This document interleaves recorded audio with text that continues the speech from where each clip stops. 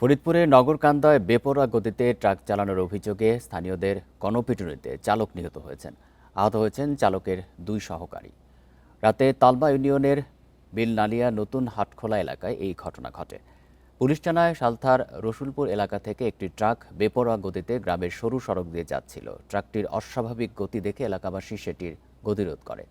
এ সময় উত্তেজিত জনতা ট্রাকের ড্রাইভার ও হেলপার সহ ৩ জনকে গণপিটুনি দেয়। এতে তারা গুরুতর আহত হন।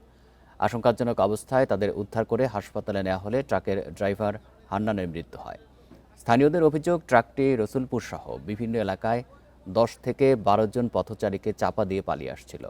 নগরকান্দা থানার ওসি রাসুল সামদানি আজাদ জানান, ঘটনাটি তদন্ত করে প্রয়োজনীয় আইনি ব্যবস্থা নেওয়া হবে। পিছনে থেকে কয়েকটা লোককে চাপা দিয়ে আসে, তারপরে নতুন হাটখোলা সেটা দোকানের সাথে বাঁধে। তখন এলাকার বিক্ষত জনগণ এই ট্রাকটা গতিরোধ করে।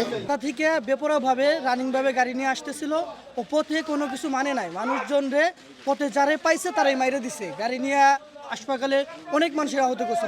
রসুলপুর, বৌঘাটা, মহিলা রোড, বিনালিয়া সব ধরনের পাবলিক দৌড়ায় বাইক নিয়ে এখানে আসছে, আইসা গণপিটুনির শিকার হয়েছে।